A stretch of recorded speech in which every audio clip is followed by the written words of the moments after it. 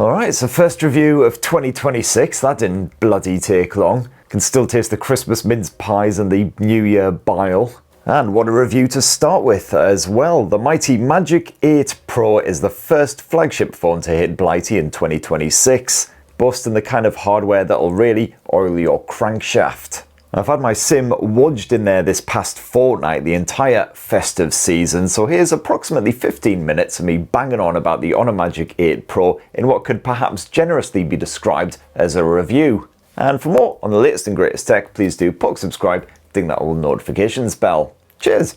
Now I've got to start by commending Honor because they haven't just immediately jumped on the whole bigger is better bandwagon. The Magic 8 Pro is actually slightly shrunken versus the previous flagship. It's now just 6.71 inches. This is certainly not quite as huge as some recent rivals. It does feel a wee bit more compact than other flagships, although it is still very much a chunky boy, measuring 8.4mm at its thinnest point. That's obviously not taking into account the enormous camera bump, which by itself is approximately half the size of Coventry. And the Magic 8 Pro weighs 213 grams, so it could certainly never be described as lightweight. But thankfully that camera bump does double as a handy finger shelf for a bit of one-handed play. And it's not a bad looking blower either. You've got your typical iPhone-esque flat edges, unfortunately, which are all the rage, but the screen does curve ever so subtly around each of those four edges. Those bezels are nice and skinny, so no added girth. And then if we flip the Magic over, it's not a bad looking wee blower, although of course your opinions on the aesthetics here will be in large part determined by what you reckon of that whopping great camera bump. Personally, I don't really mind it. At least it's symmetrical, looks fairly interesting, and when I slip this bad boy into my trousers, it doesn't probe my prostate in a particularly offensive manner. And you certainly know when it's in your pants as well. No one's going to be able to nick this thing off you without you realizing it. And this right here is the Sunrise Gold model. It mostly looks silver with a sort of coppery tint when the light hits it just so. And that matte finish means it does a sterling job of evading fingerprints and other greasy, grimy muck. And if you're not a fan of this colour, you've got a couple other options, including Sky Cyan and Black. Just black. They obviously ran out of to give when they came to naming that one. And I do appreciate how durable the Magic 8 Pro feels as well. It's taken a few tumbles this festive season, perhaps unshockingly, perhaps also brandy related. And so far, touch wood, no nicks, scuffs, anything like that, no worries. And as for the dust and water resistance, where you got the full ratings, IP68, 69 and 69 case, this thing can be fully submerged in water. It can be absolutely blasted with a super hot, powerful jet, if that's what you're into. And on the security side, it's top-notch stuff. You've got an ultrasonic fingerprint sensor built into that display. And this has given me bugger all jip the past couple of weeks. Just works instantly, no hassle, no fuss. And that is ably backed up by an excellent bit of face detection as well, just as nippy and just as reliable. And then once you've unlocked it, you'll find yourself playing around with the latest, freshest MagicOS version 10 smushed on top of Android 16. And that comes complete with 7 guaranteed years of OS updates and security patching as well to match the likes of Google and Samsung. Gotta say though, MagicOS, not my all-time favourite Android launcher. It can certainly feel a little bit messy in some places, a little bit raw in others, but I've got to say here on the Magic 8 Pro, I've had absolutely bugger all bulkiness from it. Quite often MagicOS can be quite shonky and buggy, especially in a pre-launch model like the Magic 8 Pro global version. But I've got to say it's been exceptionally behaved. I haven't had any issues with the notifications coming through, I haven't had any app crashes or any untoward behaviour that I can remember. And yes, there is the brandy factor to consider, but I'm pretty sure it's all been fine here. But of course, like a lot of manufacturers, Honor is very much like a horny dog, endlessly grinding itself up against the leg of AI. So probably no surprise that the Magic 8 Pro is once again stuffed to the armpits with good old AI shenanigans. All of the usual stuff are crammed in here, the likes of AI subtitles, AI translate, etc. Got good old deepfake detection back in action as well, which might tragically become quite useful in the near future. And this automatically kicks in when you're on a video call and can just help to determine whether the person you're speaking to is actually the person that you think you're speaking to and not some AI construct. Ugh. And oh yes, you've got yourself an AI button slapped here on the edge of the Honor Magic 8 Pro. similar to recent rivals from the likes of OnePlus and Oppo. As usual, fully customizable within the phone's settings. I did appreciate that a short press is assigned to absolutely sod all, because I did find myself accidentally pressing this occasionally when getting the Magic 8 Pro out of my pocket. You can assign it to a feature or whatever if you want to. Otherwise, you've got a double press or a long press. So by default, a double press will load up the camera app, and then a long press will load up AI screen suggestions. Now, this is pretty handy if you want to find out a bit more info about something you just come across using a bit of circle to search. It can also be used to quickly summarize any web page that you've come across. You don't have time or you just can't be arsed to read the entire thing. And last up, it's also really handy for saving AI memories, which you can fast access from the sidebar here. Now, this is similar to rivals like Pixel Screenshots and Mindspace from ColorOS and OxygenOS. And as you can see, it can save entire web pages, not just small snippets that you can see on the screen. And it's really good for saving recipes or storing tickets for upcoming journeys, all kinds of stuff. However, at the moment, the time I'm shooting this review, there's no support for Gemini built in, so unfortunately that means you can't search all of these AI memories just by using Gemini like you can on the likes of Pixel Screenshots and Mindspace. So I can see searching through these AI memories being a bit of a ball ache once you've got dozens and dozens of the buggers. Thankfully, buckets of storage here, 512 gigs of this stuff, and not much of that is taken up with crapware either. Got a couple of bits on here like Facebook, but that's pretty much it. Although that said, Honor likes to slap tons of its own apps on here. It's very much like Samsung in that regards. You've got the likes of the video player, the system manager, Honor AI shenanigans, Honor Docs, Honor Health, and even the mystifying Mirror app makes once again another appearance. Or the self-hatred app, as I like to call it. Ugh. I honestly don't know why you wouldn't just load up the camera and then swap to the selfie cam. Surely it's the same thing, right? Unless I'm missing something here. Please let me know what I'm missing down in the comments. Now, as for the Honor Magic 8 Pro's display, where you got that 6.71-inch OLED panel here, so slightly more compact than some rivals, but still more than spacious enough for enjoying games and movies and whatnot.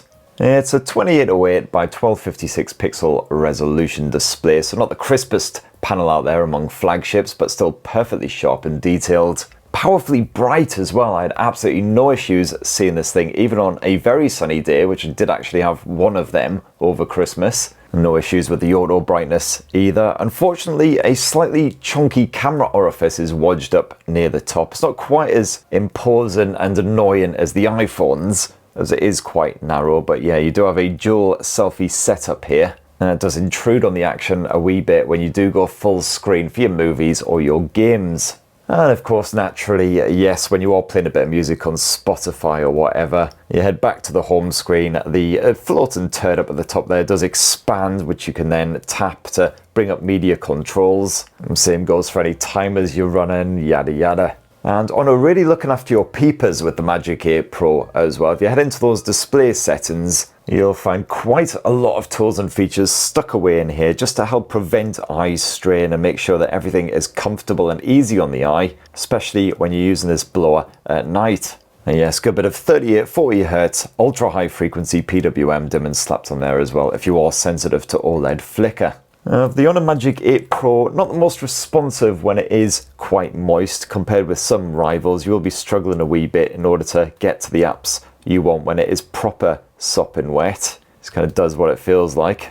You've got a stereo speaker setup here, which is reasonably beefy, certainly in terms of volume. When you max it out, it's quite loud, although there's bugger all bass really. It's no bother for just watching a bit of Netflix or YouTube or whatever, but certainly music sounds pretty tinny and crap through this thing, so I'd highly recommend slapping on some headphones. Thankfully, no issues with Bluetooth, because of course there's bugger all headphone jack as usual. And then naturally, as this is a 2026 flagship blower, the brains of the operation is Qualcomm's Snapdragon 8 Elite Gen 5. I had to actually pause and think about the name for a second there because I haven't said it for a couple of weeks. But yes, it really is that dumb. The 8 Elite Gen 5. And that's backed here by 12 gigs of RAM. And of course, everyday operation's absolutely fine, and gamers have plenty of power for playing through absolute beasts like Wuthering Waves, even if you want to jack up the graphics to the maximum settings.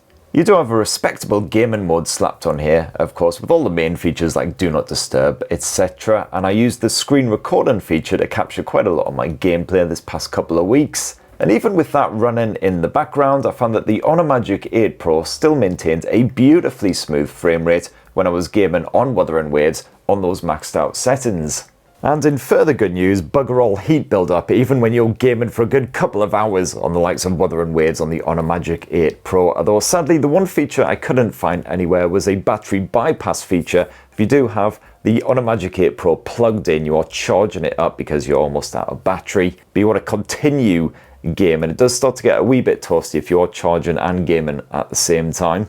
Now, despite that chunky chassis, Honor hasn't crammed a massive battery into the Honor Magic 8 Pro. It is silicon carbon tech, but it is a 6,270 mAh battery, so not quite as ridiculously capacious as some recent rivals like the OnePlus 15, the Oppo Find X9 Pro, which offer closer to 7,400, 7,500 mAh batteries. And it has been slightly reduced compared with the Chinese model of the Magic 8 Pro, but you know, 6,000 plus milliampere ain't exactly cack. And the good news is, if you don't go nuts with this smartphone, you'll happily last 2 full days on a single charge. The only time I actually started the day with 100% charge and finished it lightly brushing the power saving mode was when I did a good bit of gaming on this thing. A couple of hours of Wuthering Waves action did it, because gaming does drain that battery rather fast. I find with a 100% charge you'll probably get just over 4 hours of gaming on the likes of Wuthering Waves in the performance mode with all of the graphics settings set to max.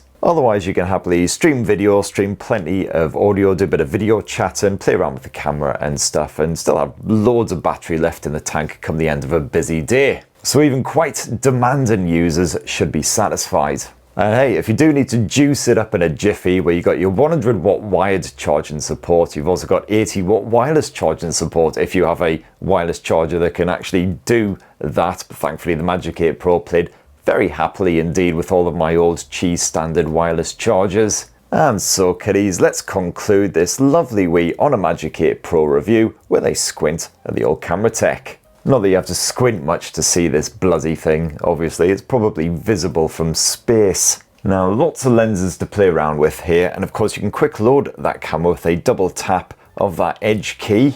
You can then gently pat that button in order to focus, push it all the way in to take a shot, and yes, slide your finger in order to zoom in and out. But as with all other buttons of this ilk, it's so far along that edge that it's kind of awkward and uncomfortable to use. So honestly just prefer using the on-screen controls like you would normally.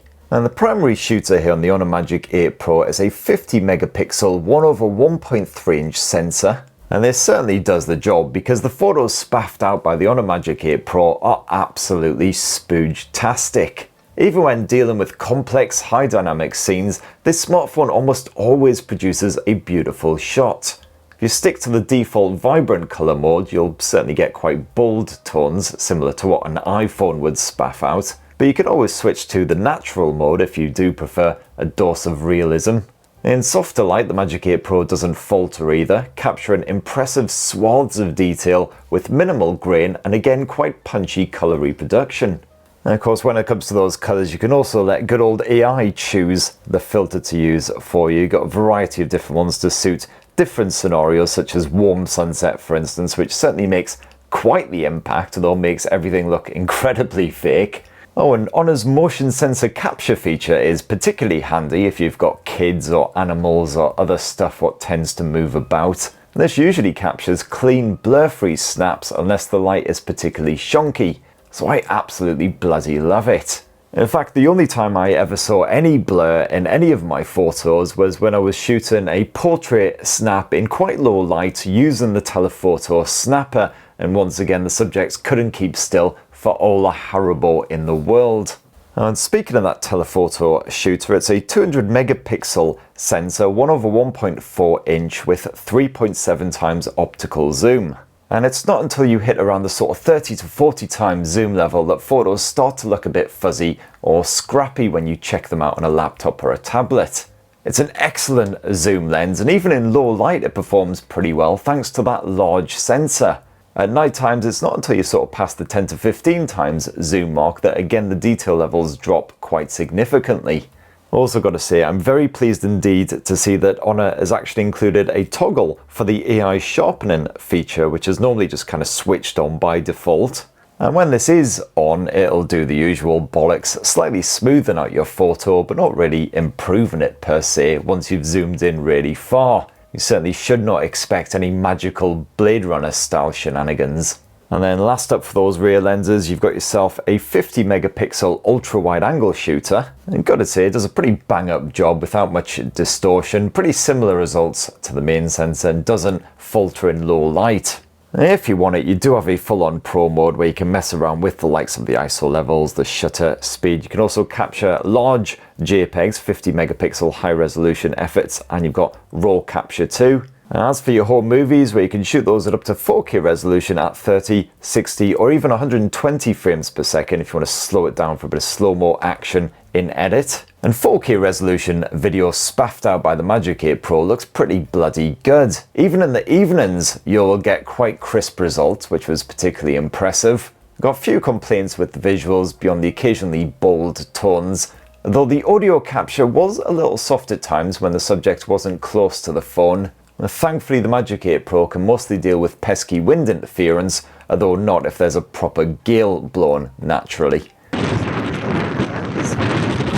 And then last up, if we flip around to the front-facing selfie shooter, you've got a 50 megapixel selfie snapper there as well, with that depth camera as well, similar to what you got on the iPhone. And using that front-facing selfie cam, you can once again capture 4K footage at 30 or 60 frames per second, or 120 FPS option, obviously, with this one. The stabilization is excellent. Even if you've had a few jars, no worries, your hand trembles will be discounted. And the audio pickup absolutely fine as well, because, you know, you're right next to the phone. And there you have it, my lovelies. That in a tasty wee nutshell is what I reckon of the fresh new Honor Magic 8 Pro. I've used it as my full-time smartphone for the past couple of weeks. I've got to say, a proper solid all-round smartphone, especially if you're after some proper good optics, a dependable smartphone camera where you can just point and shoot and get great looking results pretty much any time of day. And battery capacity might not be as big as some rivals, but the battery life is still excellent on this thing. The gaming chops always top notch as well with that Snapdragon 8 Elite Gen 5. Plenty of AI shenanigans as well if that floats your boat, although the likes of AI memory is not quite as good as the Mindspace, what you'll find on the likes of OxygenOS and good old ColorOS, of course. But yeah, I like it quite a lot. And that's what I reckon anyway. What do you think about the Honor Magic 8 Pro? Definitely let us know down in the comments below. A solid start for 2026, but we've got some other big flagships incoming, including of course Samsung's Galaxy S26 series. If you want to see how the Honor Magic 8 Pro stacks up to my favourite phone of 2025, the Oppo Find X9 Pro, well, I'm going to do a full side-by-side with that bad boy. I'm going to shoot that right after I shoot this. In fact, that should be going live in the next sort of couple of days after this video. In the meantime, please do plug subscribe and ding that notifications bell for more on the latest and greatest tech, and have yourselves a ruddy, wonderful rest of the week. Happy 2026, mofos. Cheers, everybody. Love you.